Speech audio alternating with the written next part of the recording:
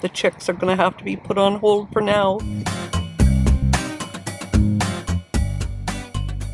Well, it's true, folks. I'm at the big box hardware store and it's closed. As of last night, the Ontario government has mandated that all hardware stores have to close. We can only use curbside service. So this could offer up some challenges or imaginative opportunities, as I like to call them. The Ontario government last night shut down all of our hardware stores, only with curbside service allowed. That's not good for me, because I've got to make some shelters for the chicks that are coming, so the chicks are going to have to be put on hold for now. This is a 14-day lockdown for these stores, starting as of today. We'll see how long it takes, but for now, we're going to continue with videos on how to look after these chicks and show you, even though these stores are closed, there is ways we can do things to get ready for chicks. Because what about people that have chicks that are arriving that can't cancel them? You need stuff from these stores. Well, we're going to have to improvise. Let's see what we can come up with and have in place little homes for these chicks to come to. Even though we live in the city, we can do it. I know we can. I trust in Justin. He keeps saying anybody can do it. Okay, Justin, this isn't a hard time. This is called an imaginative time. We just have to think in a different direction. Let's get outside the box. Even for me, Debbie Box is going to get outside the box. Outside the chicken box, outside the big box stores. Yeah, it's really time to get outside the box. We're going to start looking around at different things we could use, we could find to make homes for these little chicks.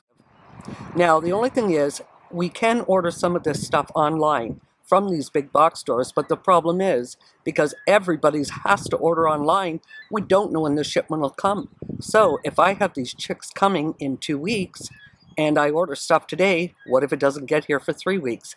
Well, that's not going to be any good. The safest way for me is to defer the chicks until I can make sure I've got everything I need for their safety and their health and their comfort when they reach me.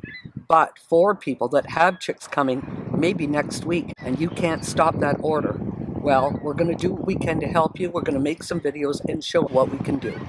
Okay, I think I found something at the dollar store that could be perfect for what we need for a little chick house. Yes, I got these boards. There's a feather from Walter coming to join us. Yeah, well, I see it, Walter. Oh, so found these at the dollar store. They're Bristol board with, well, they kind of feel like styrofoam in the middle. I'm not sure what you call them, but they're like a Bristol board, studio boards.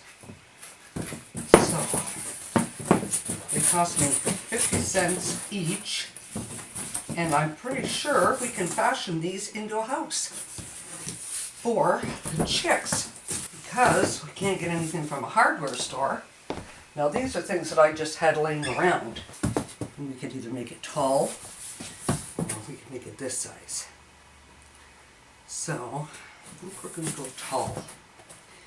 Now what we need is some kind of punch, because we're going to join them together. What I'm going to do, put 3 of them together, and I'm going to punch through them. And I'm going to punch through these 3, keeping it all together. And now I'm going to punch through these 3. Okay. Alrighty. This is going to be tiny. So remember, we can go this way, and then we can make it this wide. And for the chicks, for their first little home, that's lots and lots of room. Build it up, a little bit long. But for now, I think we're just going to stick with the one standing up for now. And I've got 2 more over here that we can use. These already have holes in them, but it doesn't matter. So I'm going to take this again. These 4 boards. It's going to go a little bit easier. I'm just going to punch through all the way. Punch through all the way, punch through all the way.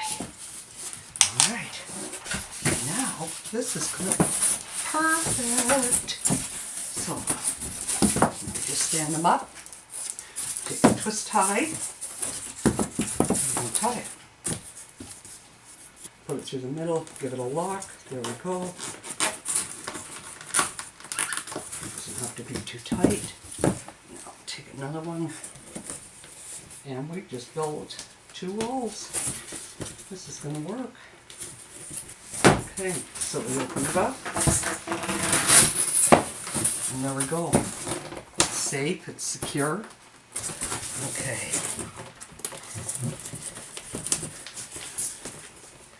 This is just an idea if you don't have, say you're thinking of maybe a tote bag, we're going with what we got. Alright, oh, for this one here, we're not going to twist tie it.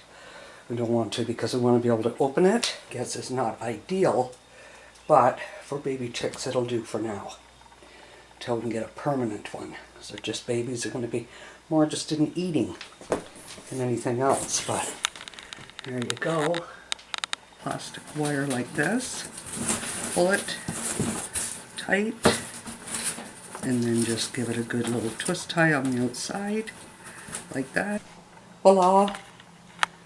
Gives us a cage. And you can see over here it's kind of loose.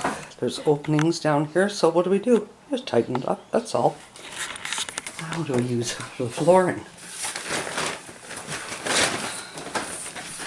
On this, it's a plastic tablecloth. Put that down.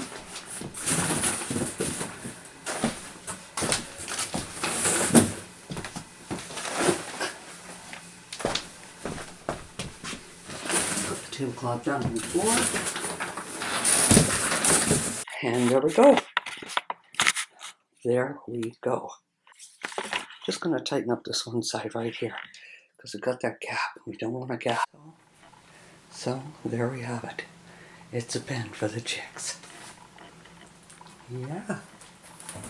And it's standing about, well, I'd say 2.5 feet, 2.5, 3 feet tall. Yeah, it'll be more than safe and secure for them. It's sturdy. We've got the plastic bottom in. Now all we need are 4 to 8 inches of wood chips to put in the bottom for the babies, for the baby chicks. And then we're going to need a light pole to put across, of course, because we've got to have some kind of pole across here because we have to put the light in. Because remember, the baby chicks, they got to stay warm. But they've got lots of room to move around. It's very secure. It's not going to go anywhere. It was fast. It was easy. And this side here, we just tied it up with a twist tie. Well, this is some kind of a rubbery plastic. This is. And it'll come loose, come out. And we can open it right up so we can walk into it if we had to. We can easily walk right into it, and we can just tie it back up. Now, I kept calling these twist ties. They're not twist ties, they're zip ties. But I think you knew that. Just to clarify though, because people, you call it the wrong thing.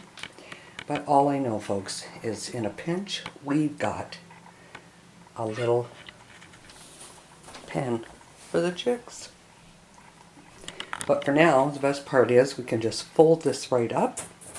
This is so easy to work with because we can just undo that and then undo, fold it up. I don't think we could get much easier. So until we need it, we're just going to fold it back up and leave it there. Now, of course, it's not ideal, but it'll keep them contained for a week, maybe 2. By then, I'm sure that'll be enough time to find something else to put them in. But for the minute, here's a quick and easy way to make a pen for the little chicks if they're arriving and you can't get to one of the big box warehouse stores. This is how you can do it. Nice and easy. You know, after looking at it again, I thought those bottom zip ties, they should come out. I don't trust them that close to the bottom because the chicks could eat them. They're just plastic.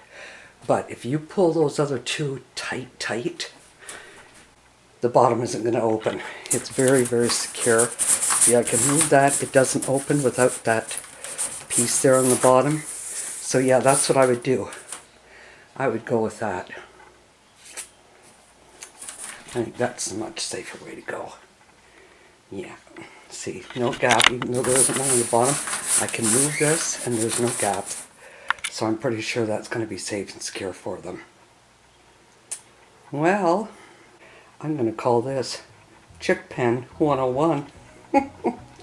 And folks, I'd like to give a shout out to Walter, my cockatiel and co-pilot, that kept an eye on what I was doing, but in reality was more interested in his siesta time than he was in what I was doing. And for the next video, stay tuned, because these two little items out of my kitchen cupboard, they can turn into a perfect feeder and waterer. So we'll dive into those two things in the next video. Okay, all, take care, stay safe. Bye-bye.